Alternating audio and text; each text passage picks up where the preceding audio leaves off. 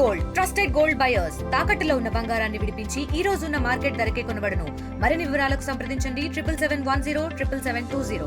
మళ్ళీ కడప కార్పొరేషన్ సర్వసభ్య సమావేశం రచ్చరచ్చగా మారుతుందా అంటే అవుననే సంకేతాలే వినిపిస్తున్నాయి. ఎందుకంటే గడిచినటువంటి 2 సమావేశాల్లో కూడా కుర్చీ కారణంగా ప్రజా సమస్యలు ఎక్కడ కూడా చర్చించినటువంటి సందర్భాల్లో ఈ నేపథ్యంలో అప్పటి నుంచి కూడా దాదాపు 6 నెలల పాటు ఈ సమావేశాలు నిర్వహించాలని, అదేవిధంగా బడ్జెట్కు సంబంధించినటువంటి సమావేశాలు నిర్వహించాలని భావించినప్పటికీ కూడా సమావేశాలు జరగని పరిస్థితి.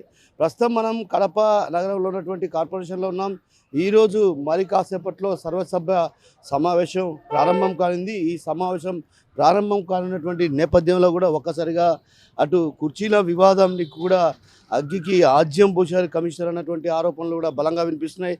ఏదైతే గతంలో ఆ కుర్చీ కారణంగా కుర్చీ తీసేయడంతో కూడా వివాదాలకు దారితీసింది. ఈ నేపథ్యంలో అక్కడ ఏదైతే సర్వసభ్య సమావేశం హాలు తాళం వేశారంటే కనుక ఖచ్చితంగా అక్కడ కుర్చీ వేసి ఉంటారన్నటువంటి వాదనలు కూడా అటు వైసీపీ శ్రేణులు వినిపిస్తున్న పరిస్థితి. మరోవైపు గతంలో ఏదైతే పార్టీ శ్రేణులు కూడా సర్వసభ్య సమావేశం హాలులోకి చొరబడడం ఆ నేపథ్యంలో కూడా కొంత ఉద్రిక్త పరిస్థితులకు దారితీసిన నేపథ్యం. ఈ నేపథ్యంలో కూడా కార్పొరేటర్లు కూడా ఇప్పటికే ఏదైతే కోర్టును ఆశ్రయించి గతంలో మహిళల కార్పొరేటర్ల పట్ల కూడా కొంత దురుసుగా ప్రవర్తించారంటూ కూడా గతంలో ఎస్పీకి కూడా ఫిర్యాదు చేసిన సందర్భం. అదేవిధంగా కలెక్టర్కు ఎస్పీకి ఫిర్యాదు చేసినప్పటికీ కూడా భద్రత విషయంలో కొంత అనుమానాలు వ్యక్తం కావడంతో కూడా ఒక్కసారిగా కోర్టును ఆశ్రయించడంతో దాదాపు 2 డిఎస్పీలు దాదాపు 1000 మందితో ఇక్కడ భారీ బందోబస్తును కూడా ఏర్పాటు చేశారు. సర్వసభ్య సమావేశం హాలు వద్ద ఇప్పటికే వజ్ర కావచ్చు, అదేవిధంగా ఇతరత్ర నిఘా నేత్రాలను కూడా ఇక్కడ ఏర్పాటు చేయనున్నారు. డ్రోన్ కెమెరాలతో కూడా నిఘా ఏర్పాటు చేసే దిశగా కూడా చర్యలు తీసుకుంటున్నారు.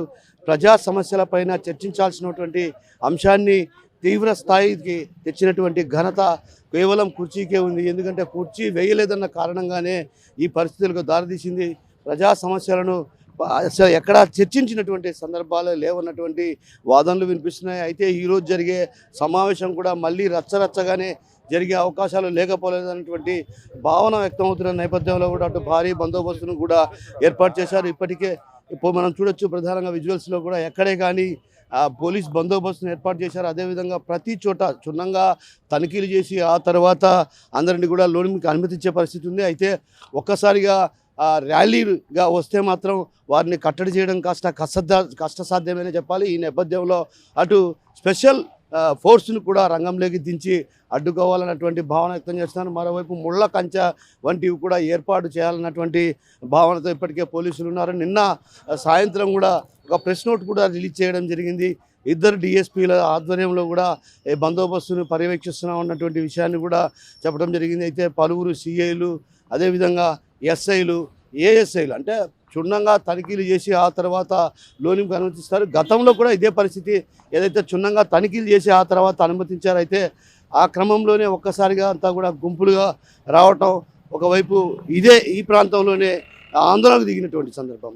ఎమ్మెల్యే వెంట దాదాపు ఒక 20 మంది లోనికి చొరబడడం, ఈ క్రమంలో ఒక రకంగా ఉద్రిక్త వాతావరణమే చోటు చేసుకుంది. అయితే ఆ క్రమంలో ఒక్కసారిగా కూడా అటు కట్టడి చేసేందుకు కూడా పోలీసులకు కొంత కష్టసాధ్యమైన పరిస్థితి. అయితే ఈ నేపథ్యంలో ఈరోజు తాజాగా నిఘా నేత్రాలతో పాటు అటు భారీ పోలీస్ బందోబస్తును కూడా ఏర్పాటు చేస్తున్నారు. మనతో పాటు సిఐ గారు ఉన్నారు, రామకృష్ణ. ఆయన అడిగి తెలుసుకునే ప్రయత్నం చేద్దాం.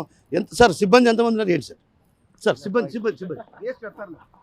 సో మొత్తం మీద భారీ బందోబస్తును ఏర్పాటు చేయబోతున్నారు. అయితే కార్పొరేషన్ సమావేశం సజావుగా జరగాలంటే మాత్రం ఖచ్చితంగా పోలీసుల పాత్ర చాలా కీలకమైనటువంటి పాత్ర. ఎందుకంటే కేవలం కార్పొరేటర్లను, అదేవిధంగా ఎక్స్-అఫిషియో సభ్యులను, కోఆప్షన్ సభ్యులను మాత్రమే అనుమతించాల్సి ఉంటుంది.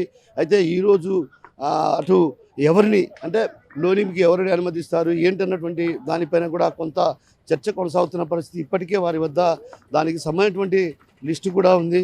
ఏదైతే ఇప్పటికే దానికి సంబంధించి ఎవరు కార్పొరేటర్లు, ఎంతమంది కార్పొరేటర్లు ఉన్నారు ఏంటన్నటువంటి విషయం కూడా కాస్త స్పష్టతగా ఒక లిస్టు తీసుకున్నారు. ఆ లిస్టు ప్రకారమే లోనికి అనుమతించే పరిస్థితి ఉంది.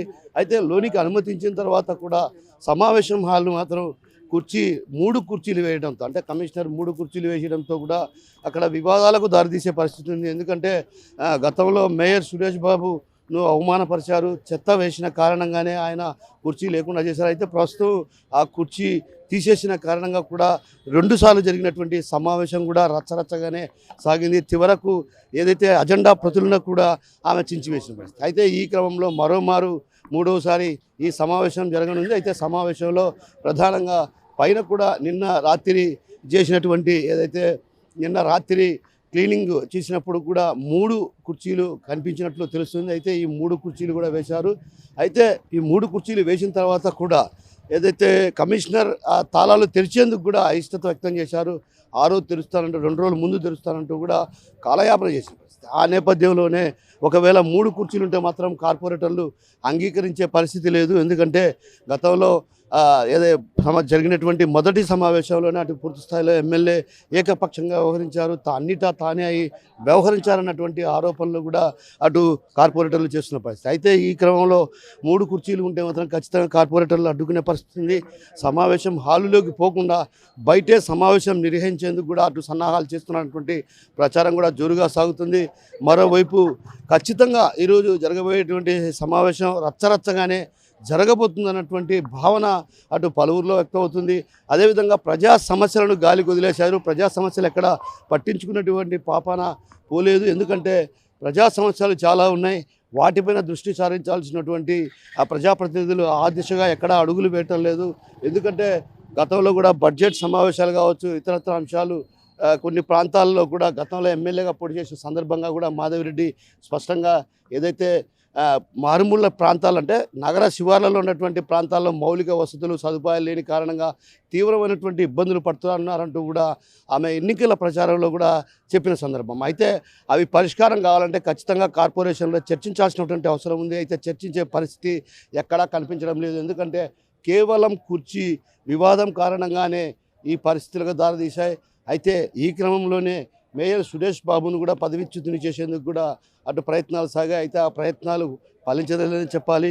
ఏదైతే న్యాయస్థానం ఆయనకు అండగా నిలిచి 19వ తేదీ వరకు ఎలాంటి చర్యలు తీసుకోవద్దన్నటువంటి ఆదేశాలు జారీ చేయడంతో కూడా ఒకసారిగా కూడా 20వ తేదీ ఆయన సమావేశానికి ఆయన లేకుండా చేయాలన్నటువంటి కుట్రలు కూడా జరిగాయన్నటువంటి కూడా ఆరోపణలు కూడా వినిపించాయి. అయితే ఈ క్రమంలోనే అటు కార్పొరేషన్ సమావేశాలను కూడా కమిషనర్ హాజరు కారు. ఎందుకంటే ఈ సమావేశాన్ని ఎట్టి పరిస్థితుల్లో వాయిదా వేయాలి, సమావేశం జరగకూడదన్నటువంటి కుట్రలు కూడా అటు టీడీపీ శ్రేణులు చేశారన్నటువంటి ఆరోపణలు కూడా బలంగా వినిపించాయి. అయితే ఈ క్రమంలో ఒక్కసారిగా ఈరోజు జరగబోయేటువంటి సమావేశం కొంత ఉత్కంఠ పరిస్థితుల్లో ఉద్రిక్త పరిస్థితులకు దారితీసే అవకాశాలు లేకపోలేదు.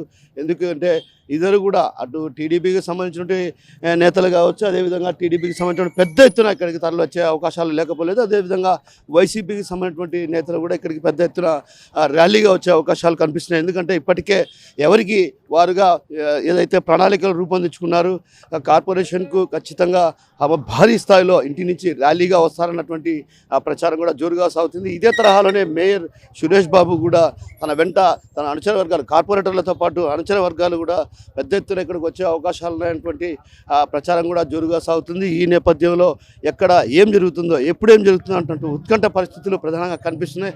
అందుకే కడప కార్పొరేషన్ పరిధిలో కూడా అటు పెద్ద ఎత్తున పోలీసు బలగాలను మోహరింపజేసి నిత్యం అంటే ఈ వ్యవహారంలో ఏదైతే గతంలో పోలీసులు కొంత ఏకపక్షంగా వ్యవహరించారు, అదేవిధంగా కొంత భద్రత లోపం కనిపించే పరిస్థితి. ఆ నేపథ్యంలోనే ఒక్కసారిగా హైకోర్టును ఆశ్రయించడం, హైకోర్టు కూడా గట్టిగా ఏదైతే భారీ భద్రతను ఏర్పాటు చేయాలి, ఎలాంటి సమస్య ఉత్పన్నం కాకుండా చూసుకోవాల్సినటువంటి బాధ్యత ఉందంటూ కూడా ఎస్పీకి ఆదేశాలు జారీ చేసిన నేపథ్యం. ఈ నేపథ్యంలో దీన్ని కొంత ప్రతిష్టాత్మకంగానే తీసుకున్నారనే చెప్పాలి. ఎందుకంటే ఇప్పటికే ఒక్కొక్కరుగా కార్పొరేటర్లు కూడా ఇక్కడికి చేరుకుంటున్నారు.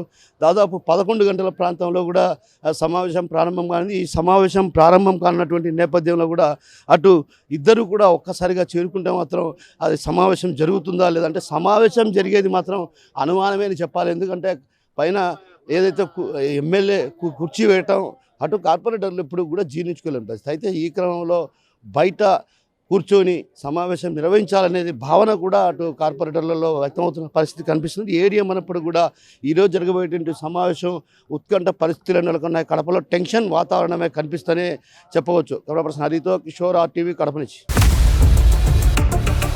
ఇండియా పాకిస్తాన్ తాజా అప్డేట్స్ కోసం డౌన్లోడ్ చేసుకోండి RTV లైవ్ యాప్.